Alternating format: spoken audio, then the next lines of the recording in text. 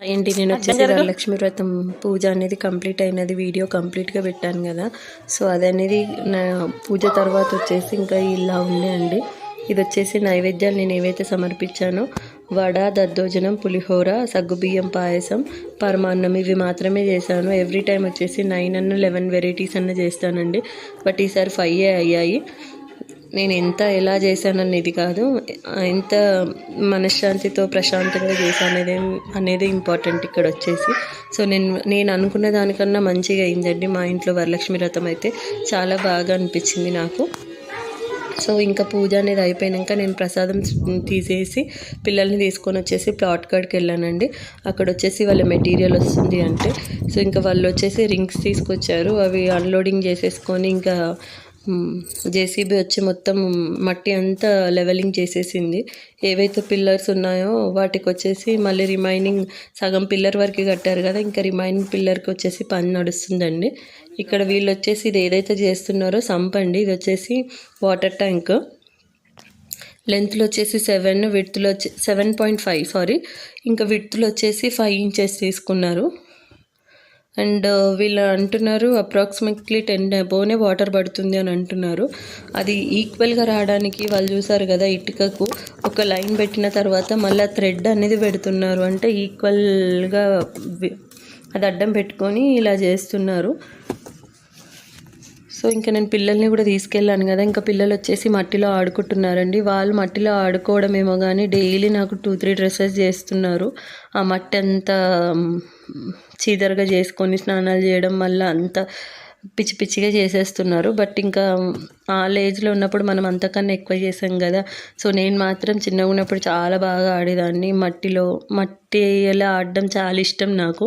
అందులో వచ్చేసి చిన్న శంఖాలు దొరుకుతాయి కదండి, అవి అందులో వేరేదాన్ని. మళ్ళీ ఇంకొచ్చేసి అందులో బంకమట్టి దొరుకుతుంది కదా, ఆ బంకమట్టి అనేది ఎక్కువగా జమ చేసుకొని అంతా తీసుకొచ్చి దాంతో బొమ్మలు చేసేదాన్ని, వినాయకుడిని ఇలా ఎన్నో చేశాను నేను మాత్రం.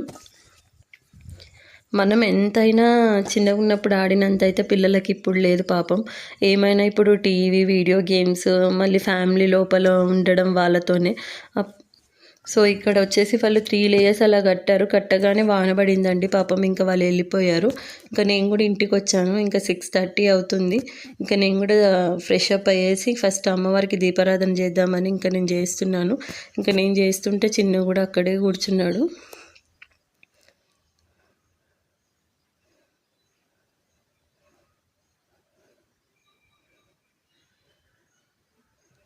ఇంకా నేను వంట మాత్రం ఏం చేయలేదండి. అంటే నేను ఇంకా ఇది ఏవైతే వండానో అవే ఉండే. సో కుకింగ్కి వచ్చేసి ఇంకా చెయ్యాలి నేను. ఫస్ట్ దీపారాధన చేసేసుకొని చీకటి అవుతుందని ఇంకా చేసేసి మిగిలిన పని చేద్దామని ఇంకా నేను వచ్చేసి ఇక్కడ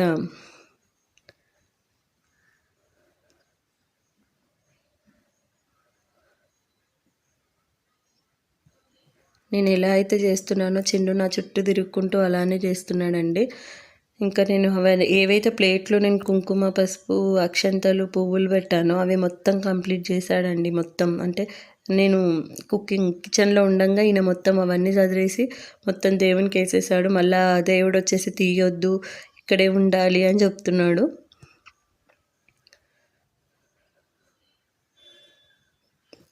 చిన్నకు మాత్రం దేవుని భక్తి చాలా ఎక్కువ అండి. పూజ ఒక్కరోజు స్కిప్ చేసినా కూడా ఎందుకు చేయలే, చెయ్యు అని ఇలా అడుగుతూ ఉంటాడు. ఇంకా నేను గంట అనేది ఇట్లా మనం కొట్టడం ఆలస్యం, మనం చెప్పక ముందుకే ఆయన క్లాప్స్ కొట్టడం, మళ్ళీ వాళ్ళ నాన్నని ఎంబడే పిలుచుకొని వస్తాడండి.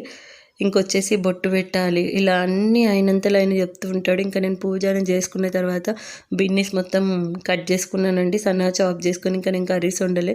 చూసారు కదా మార్నింగ్ నుంచి ఉన్న అంట్లు అనేది వండడానికి ఎంత టైం పట్టిందో, అది తినడానికి అంత తొందరగా అయిపోయాయి, అన్ని గనం నిండిపోయాయి. ఇంకా నేను కర్రీకి వచ్చేసి బీన్స్ వండుదామని నేను కట్ చేసుకున్నాను. ఇంకా నేను కుక్కర్లోనే కుక్ చేస్తున్నాను. ఇందుకు వచ్చేసి 2 టేబుల్ స్పూన్ అంత ఆయిల్ తీసుకున్నాను. పోపు దినుసులు, కొద్దిగా కరివేపాకు, ఒక ఆనియన్ వేసేసి బాగా ఫ్రై అనేది అవ్వనిచ్చానండి. కొద్దిగా మగ్గిన తర్వాత అందులో కొద్దిగా అల్లం వెల్లుల్లి పేస్ట్, ఒక 1 టేబుల్ స్పూన్ అంత అల్లం వెల్లుల్లి పేస్ట్ వేసి పచ్చివాసన పోయేంత వరకు ఫ్రై అనేది చేసుకున్నానండి. ఇంకా చేసేసుకున్న తర్వాత అంత లోపల నేను బీన్స్ని వచ్చేసి కడిగి స్ట్రైనర్లో వేసేసాను. అవి అందులో వేసేసుకున్నానండి. వేసేసుకొని ఇక్కడ ఇంకా సాల్ట్ వేస్తే తొందరగా కుక్ అయిపోతుంది కదా, సో నేను అందుకోసం ఇందులో 3/4 టీ స్పూన్ అంత పసుపు, టేస్ట్కి తగ్గంత సాల్ట్ వేసేసి ఇంకా కొద్దిగా నూనెలో మగ్గనిచ్చాను.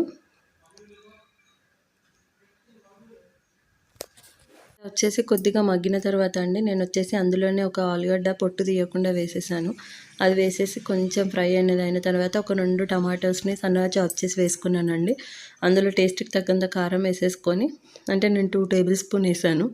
వేసేసి ఇంకా ఒక టీ గ్లాస్ అంత వాటర్ వేసేసి లిడ్ పెట్టి ఒక 2 విజిల్స్ అనేది వస్తే సరిపోతుంది, కర్రీ ఉడికిపోతుందండి.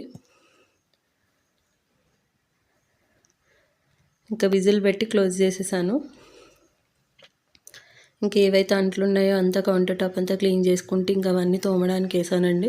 ఇంకా తోమడానికి టైం పడుతుంది చూడండి. దగ్గర నాకు వండడానికి ఎంతసేపు పట్టిందో తోమడానికి అంతసేపు పట్టిందండి. అన్ని గనం కదా మార్నింగ్ నుంచి వండినవన్నీ ఇంకా అన్ని గనం పడతాయి కదా తోమడానికి. ఇంకొకటి నేను మార్నింగ్ నుంచి తోమలేదు, అంటే చేసిన పని చేసేసి ఇంకా అక్కడ వెళ్ళిపోయి రావడం, ఇటు అటు తిరగడం వల్ల నాకు టైం సరిపోక ఇంకా నేను తోమలేదండి. ఇంకా నేను వచ్చేవరకు ఇంకా ఇన్ని గనం జమ చేసేసారు. ఇంకా అవన్నీ తోమేసుకొని ఫస్ట్ ముందుగా అన్నీ తోమడానికి నాకు చాలా టైం పట్టేసిందండి. ఇంకా అంత లోపల వచ్చేసి నేను కుక్కర్ కూడా పెట్టాను కదా, ఇంకా కర్రీ అయిపోతుంది. ఇంకొకటి ఆకలి కూడా అవుతుందండి. ఫస్ట్ ఇక ఇవన్నీ చేసేసి తిందామని, అంటే ఇండిగానే ఉంటే ఇంకా మళ్ళీ పని కూడా సుధరాయించదు. ఫస్ట్ నీట్గా ఇక అన్నీ శుభ్రంగా తోమేసుకున్నానండి. తోమేసుకొని ఇంకా కౌంటర్ టాప్ అంతా క్లీన్ చేసేసాను. ఇంకా ఏదైతే స్టవ్ మీద ఉందో అదంతా మొత్తం బొట్లు పెట్టాను కదా, ఇంక అంతా రెడ్గా వస్తుందని ఇంకా అది కడుక్కుంటూ నేను ఇది చేసేసాను. ఇక అంత లోపల ఒక గ్లాస్ బియ్యం కూడా కడిగి పెట్టేశానండి. ఇంకా నేను రైస్ ఒకటి పెట్టేస్తే అయిపోతుంది. కొద్దిగా నానతాయని అవి పక్కకు పెట్టేసి నేను కుక్కర్ పెట్టాను.